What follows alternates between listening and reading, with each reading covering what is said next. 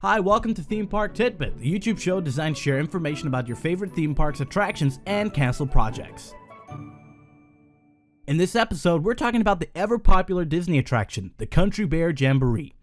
The Country Bear Jamboree was created by Imagineers Mark Davis and Albertino back in the 1960s. They were handed the project after Walt Disney himself knew he wanted some sort of bear band to entertain guests. The show was originally designed to be a feature at Disney's Mineral King Ski Resort. The Imagineers came up with many different ideas for the bear band project. This included a marching bear band, a mariachi bear band, and even a Dixieland bear band. An interesting extra tidbit: while Mark Davis was creating these concepts, Walt Disney walked into his office, saw the drawings for the bears, and started laughing because he loved the characters so much. On his way out, Disney turned to Davis and said goodbye, which he was known to never say. Sadly, that was the last time Davis saw Disney, as he passed away a few days later. This is why the attraction also has the nickname as Walt/Laugh.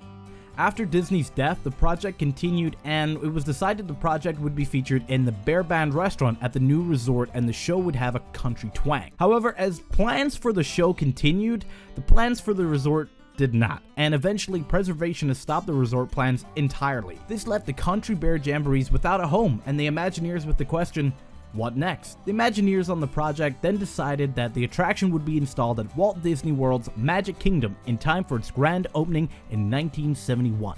When the park opened, the show received rave reviews, so good in fact they immediately started creating a replica for Disneyland in California, but with the addition of an adjacent theater, doubling its capacity. With the addition of the show in California, it inspired a new land there called Bear Country, where the show would be located. The California version of the Country Bear Jamboree opened on March 4th, 1972. Because of the popularity of both shows in the Magic Kingdom and Disneyland, a third version of the show was ordered for Tokyo Disneyland. This version of the show, like the California version, has two identical theaters, but features more modern audio animatronics which look more real than the other two versions. Each version of the show has been sponsored, with the original Magic Kingdom version being sponsored by Pepsi and Frito-Lay from 1971 to 1981, California's version being sponsored by Wonder Bread from 1975 to 1990, and the Tokyo version still sponsored by House Foods. Along with the original show, the Country Bear Jamboree also featured a Christmas version and a Vacation Hoedown played at all three parks. This would be the first time at any Disney park an attraction became interchangeable throughout the year. To date, Tokyo Disneyland is the only park to still have all three versions of the show running. Disneyland closed its Country Bear Jamboree in September 9th, 2001 to make room for The Many Adventures of Winnie the Pooh.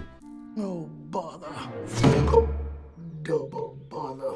That's right. Despite its closure in Disneyland, Disney still made a film in 2002 called The Country Bears. This was loosely based off the attraction and used some of the same characters from the show. On August 21st, 2012, the Disney World version of the show closed for nearly 2 months of refurbishment. All the characters received new skin, fur, and costumes. Along with an appearance change, the songs Pretty Little Devilish Mary and Fractured Folk Song, and parts of the show's dialogue was removed. In addition to that, some songs were shortened, and as a result, the show is now 4 to 5 minutes shorter than its previous version. This shorter version of the show opened on October 17, 2012. One of the most popular bears in the whole show is Big Al, and his song Blood on the Saddle, which is a real song, performed by Tex Ritter. There was blood on the saddle. They even brought Tex to provide Big Al's voice for the entire attraction. Well, that wraps up this episode of Theme Park TidBit. Please like the video if you enjoyed it, and let us know in the comments section below which attraction you would like to see featured in a future episode. But for now, We'll see ya real soon.